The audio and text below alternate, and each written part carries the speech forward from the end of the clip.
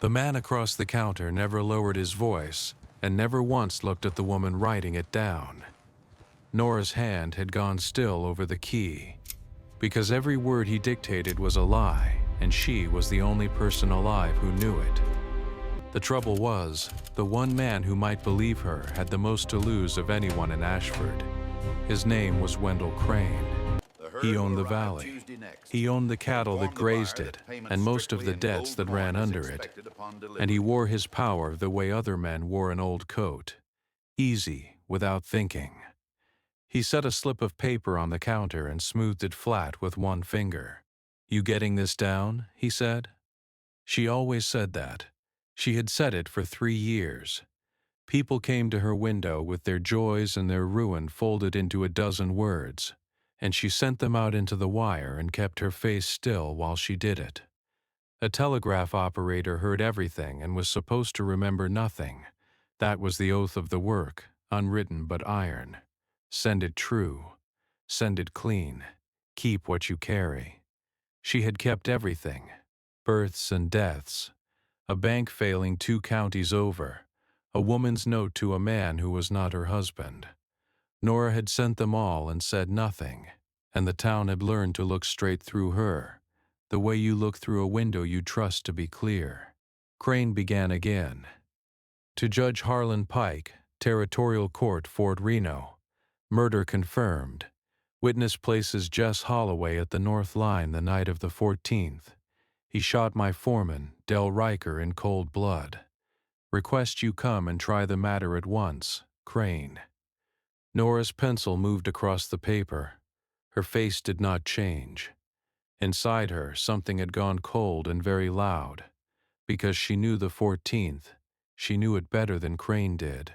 On the night of the 14th, Dell Ryker had stood at this very window. He had been pale and quick and looking over his shoulder, and he had handed her a message of his own. "Send it now," he'd said. "Tonight, don't let it sit." And she had sent it, the way she sent everything, and she had read every word because the wire passed through her hands before it passed through anyone's, and the words had told her exactly why Dell Ryker would not live out the week. He had not lived out the night. "Well," Crane said. "It's down," Nora said. "Send it." She looked at the key. She looked at the lie waiting under her fingers. And she did the only thing a woman in her place could do when the most powerful man in the valley stood across her counter with his hat in his hand and murder dressed up as testimony. She sent it. The wire clicked out into the dark. Dot and dash. True to the page and false to the truth. And Wendell Crane touched the brim of his hat and walked out into the morning like a man whose conscience had never once kept him awake. Nora sat alone in the little office with the smell of oil and paper and let her hands shake where no one could see them. The telegraph office sat at the end of Ashford's only street, between the Mercantile and the lot where they were always going to build a church and never did. It was one room, a counter, a stool, the instrument on its scarred desk, a stove that burned bad coal, and a cot in the back where Nora slept because the company paid her in a roof instead of a wage worth the name. She had come to Ashford with a dead father's debts and a clear hand and a steadiness that the company liked because it cost them nothing. She learned the wire fast. She learned the town faster. She learned that a woman alone is a thing people decide about before they ever ask her a question, and she let them decide, because the deciding kept them at a distance, and distance was a kind of safety. She was not lonely. She told herself that with great care. The morning after the 14th, before Crane ever came, she had walked out to the edge of town in the gray light and seen the men carrying something flat under a blanket up from the creek, and she had known whose boots those were before anyone said the name. Dell Ryker, found by the water with a wound in his back, and she had stood very still on the boardwalk with the cold message folded inside her like a stone, and she had said nothing, because that was the work. But the work had a crack in it now, and the crack was Jess Holloway. She knew Holloway the way she knew everyone, a hand at the South spreads, a young man with a dog and a temper and no people of his own. He had quarreled with Ryker in front of the saloon a month back, loud, about wages owed. Everyone had heard it. Everyone would remember it now. That was why Crane had chosen him. A man with a public grudge and no one to speak for him was the easiest kind of man to hang. And Nora was the only one who could prove the night of the 14th was a lie, because Ryker's true message had passed through her hands, and Ryker's true message named the man who would want him dead. It had not named Holloway.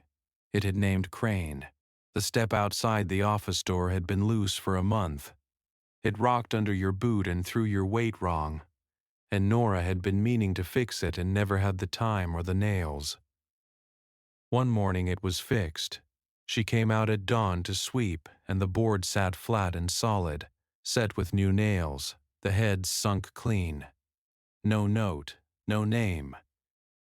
She stood and looked at it for a while. She knew who. She had seen him in the gray light some mornings, walking down from Crane's place to the freight barn. A big, quiet man who tipped his hat to her and never stopped to talk. Eli Marsh. He hauled for Crane, and broke horses for Crane, and owed Crane the way half the men in the valley owed Crane. He had a girl, 6 years old, with her dead mother's name and her dead mother's hair, who waited for him on the barn step in the evenings and ran to him like he was the only fixed thing in the world. That was the man. He had fixed her step in the dark and said nothing about it. A week later, there was kindling stacked dry against her wall under the eave, where the rain wouldn't reach it. She had not asked. She had not thanked him, because she did not know how to thank a man for a thing he had hidden. She told herself it meant nothing.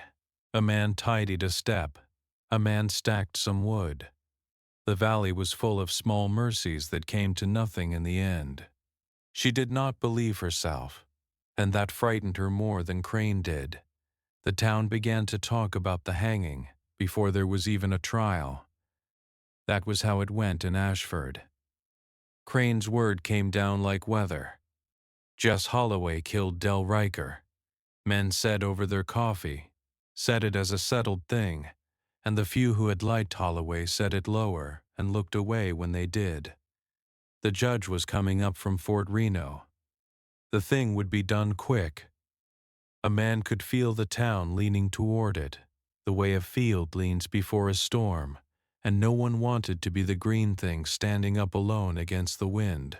Jess Holloway sat in the back of the marshal's office in a cell meant for drunks, and the marshal who held the key was an old man named Briggs, who did what Crane wanted because it had never once cost him anything not to.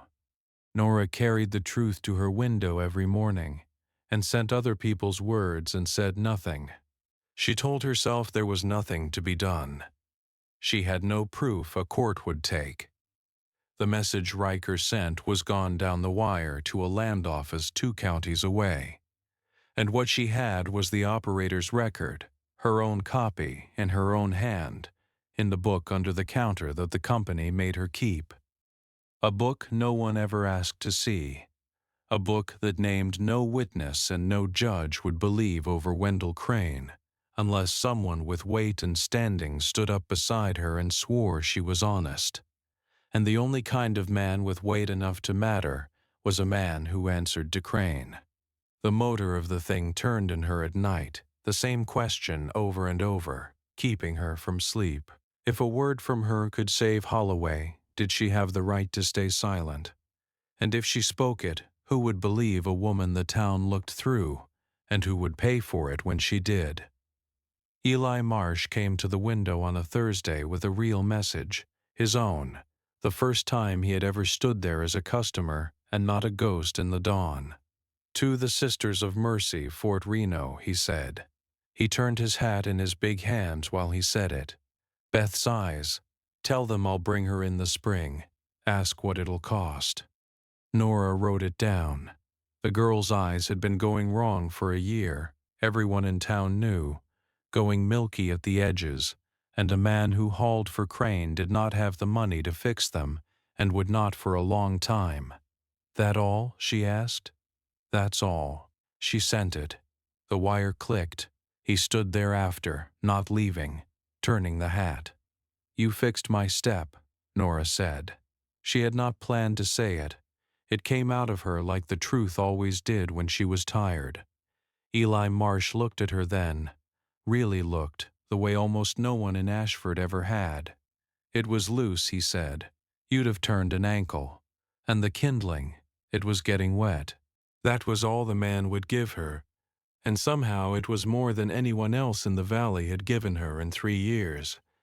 She found she could not look back at him for long. "Why?" she said. He thought about it. He was a man who thought about things before he said them, which made the things he said weigh more. "My wife was a quiet woman," he said at last. "Worked hard. Nobody much saw her either, till she was gone." He set the hat on his head. "I see you, Miss Vance, that's all. A person shouldn't go unseen."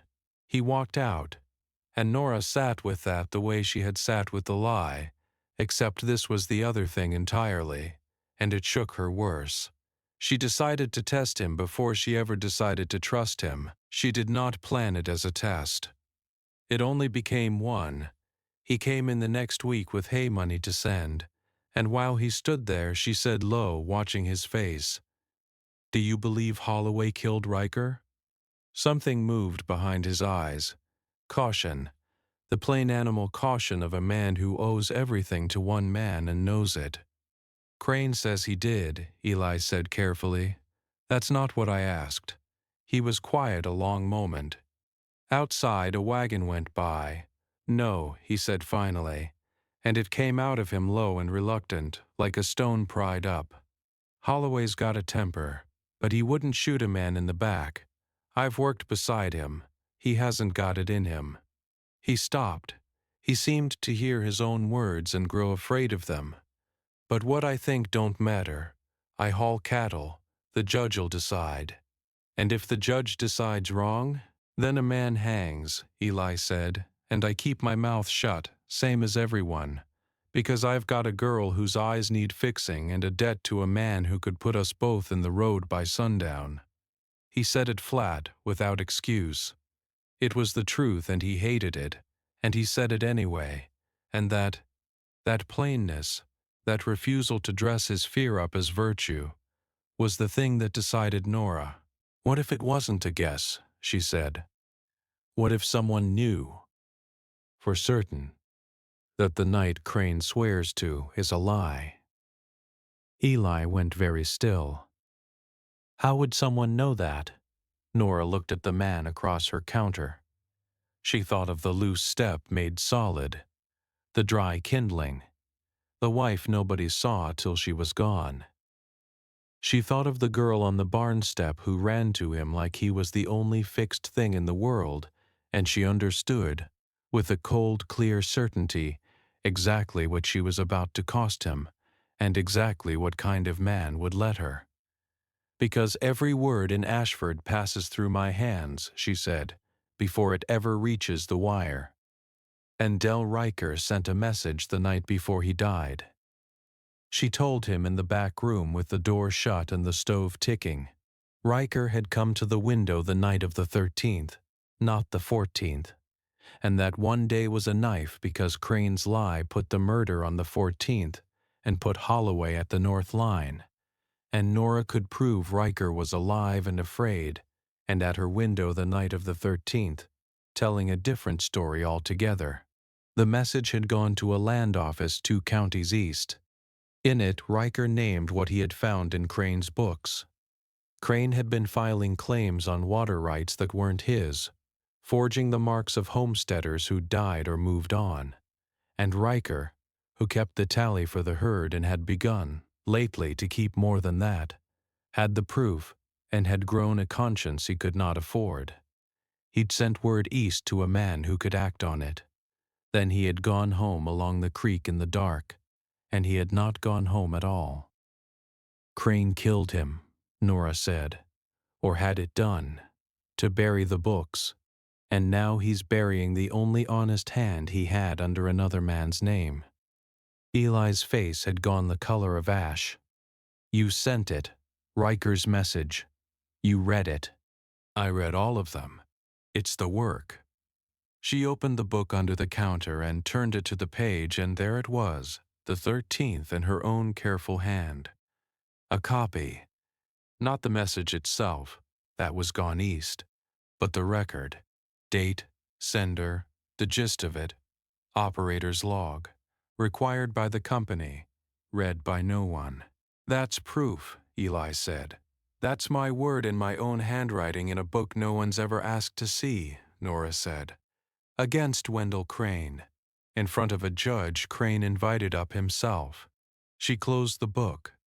A woman alone accusing the man who owns the Valley of Murder. You know how that goes. They'd say you made it up. They'd say worse. And then I'd lose the office, the roof, the work. And Holloway would hang anyway.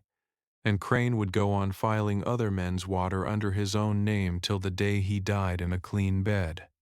Eli was quiet for a long time.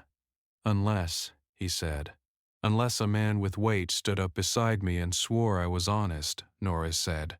A man people would believe. A man who'd worked for Crane and had nothing to gain by lying. She made herself say the rest. A man who'd lose his place and his wage and his roof for it. Whose girl needs doctoring he can't pay for now and could never pay for after. She watched him understand that she was asking him to choose between his daughter's eyes and another man's neck. She hated herself for it. She did not take it back. He did not answer that day. She had not expected him to. A man does not throw his child off a cliff to catch a stranger. The judge was due Tuesday. The trial, such as it would be, was set for Wednesday.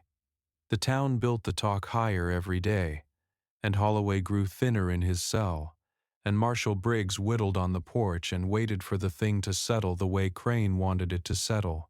On Saturday, a man Nora had never seen rode in and put up at the boarding house and asked quiet questions, and by evening she knew from the talk that he was Crane's lawyer up from Fort Reno, come to grease the trial smooth. On Sunday, Crane himself came to the window again. He did not dictate a message this time. He leaned on the counter and looked at her. Really looked, the way men like Crane only look at you when they have started to wonder about you. You sent a lot of Dell Ryker's messages, I expect, he said, over the years. Nora kept her face a window. Clear, empty. I send everyone's, Mr. Crane. You remember them? I'm not paid to remember. I'm paid to send. Crane smiled. It did not reach his eyes, which were measuring her, weighing what she might be, what she might know. Good girl, he said softly. A operator who remembers things is a operator who finds herself out of work, or worse. It's a hard country for a woman with no people. He straightened. You take my meaning. I take it, Nora said. He left, and Nora understood that the clock had started, that Crane had felt the floor shift somewhere under him, and that whatever she meant to do she had until Wednesday to do it, and not 1 hour more. She did not sleep that night. She lay on the cot and turned the question over until it wore smooth. If a word from her could save a man, did she have the right to keep it? And every time she turned it, she saw a girl on a barn step with milky eyes, running to her father like he was the only fixed thing in the world. Eli came in the gray before dawn on Monday. She heard the door and was already up. He set something on the counter, a roll of bills, thin, creased soft from handling, the hay money, the freight money. Every dollar, she understood, that he had saved toward a spring trip to the Sisters of Mercy. What's this, she said. You're going to send a message, Eli said. His voice was rough, like he'd been up all night too. Not to the land office. They're slow and they're far. You're going to send it straight to the federal marshal at Fort Reno, the real one, not Briggs. And to Judge Pike, before Crane's lawyer gets to him. You're going to send Ryker's message, the truth of it, your record, all of it, in your own hand, signed as the operator. And I'm going to ride to Fort Reno today and stand in front of that judge before the trial and swear on my life that Nora Vance is the most honest soul in this valley and that every word she sends is true." Nora stared at him. "Eli, a wire can be ignored," he said. "A man standing in the room can't. They'll have both. The truth on the page and a fool who'll say it to their faces. You'll lose everything." "I'll lose Crane's wage and Crane's roof," Eli said. "That's not everything. I keep telling myself it is, because it's easier to be a coward when you've made the price out to be the whole world." He pushed the bills toward her. "Spend it on the wire. Send it everywhere. Make it so loud Crane can't bury it. Beth's eyes. Beth's going to grow up in a country where a man got hanged for being poor and friendless while everybody watched, or she's going to grow up in one where somebody didn't watch." He put his hat on. "I'd rather she had a poor honest father than a comfortable one she couldn't look at. Even with bad eyes she'll see that." He turned to go. Nora found her voice. "Why," she said, the same word she had asked him weeks ago over a fixed step. "Why you? You don't know Holloway. You don't know me." Eli stopped at the door. The dawn was coming up gray behind him. "Because you carried it alone," he said. "All of it. Everybody's secrets for 3 years, and Ryker's worst one for 2 weeks, and you never once set it down on somebody who'd help you carry it." He looked at her, and there was nothing careful in his face now, nothing guarded, just a tired man telling the truth in the dark. "A person shouldn't go unseen," he said, "and a person shouldn't carry the whole weight of a thing alone. I figured it was about time somebody helped you carry it."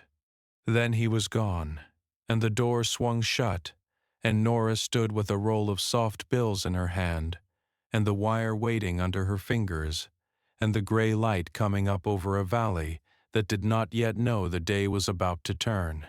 She sent it that morning, and she sent it all day.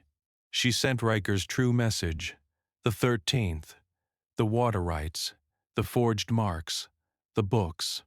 Her record of it, word for word, signed Nora Vance, operator, Ashford. She sent it to the federal marshal at Fort Reno. She sent it to Judge Pike at his court before he ever started up the road. She sent it to the land office 2 counties east to confirm Ryker's wire had come and what it said. She sent it to a newspaper man in the capital that Ryker's message had named as a man who could not be bought. She spent Eli's soft, thin roll of bills down to the last coin, dot and dash, hour after hour, until her hand cramped on the key and her ears rang with the clicking, and the truth went out into the wire louder than Wendell Crane had ever been. And Eli Marsh rode east, alone, to stand in a room and say a thing that would cost him his place in the world. Crane found out by noon. Of course he did. He came to the office with 2 men and a face gone hard, and he stood in the door and he did not lean on the counter this time. "You sent something," he said. "I send everyone's messages, Mr. Crane," Nora said. Her hand had stopped shaking. She was past that now. "It's the work. You think a girl's word means anything against mine?" "I think it's already gone," Nora said. "To Fort Reno, to the marshal, to the judge, to a man in the Capitol who prints things. You can't unsend a wire, Mr. Crane. It's the one thing in this valley you don't own." She set her hands flat on the counter so he could see they were steady. "It went out word for word, just the way you like it." For one moment she thought he might do it, might cross the counter, might tell his men to. She had thought about that, lying awake. She had decided she would rather it ended this way than the other. But Wendell Crane was a man who had only ever won by making other men afraid, and a woman who has set down her fear has taken away the one thing such a man knows how to use. He looked at her, and he saw it, and something in him understood that the morning had already gone past saving. He turned and walked out, and he did not touch the brim of his hat. The judge did not come up to hang Jess Holloway. He came up with the federal marshal beside him, and they came not to try a poor man for murder, but to open Wendell Crane's books, which the marshal had a paper that said he could. And in the books were the forged marks of dead men, and the water rights that were not his. And once the marshal started pulling that thread, the whole coat came apart, because a man who will forge a homestead will do worse, and a foreman who finds it out turns up dead by a creek. Jess Holloway walked out of the drunk cell on Thursday morning into a town that could not quite meet his eye, which was its own kind of confession. His dog about knocked him down. He stood blinking in the light and asked who had spoken for him, and old Briggs, who had held the key and done nothing, mumbled something and looked at the ground. The town found out slow, the way towns do, that it had been the telegraph girl, that every word had passed through her hands, the lie and the truth both, and that she had chosen which one to send. They did not know how to look at her after that. They had spent 3 years looking through her, and now they could not, and it sat awkward on them, the way the truth always sits awkward on people who would rather not have known it. Crane was taken east to answer for the books, and for Dell Ryker both. The valley went on.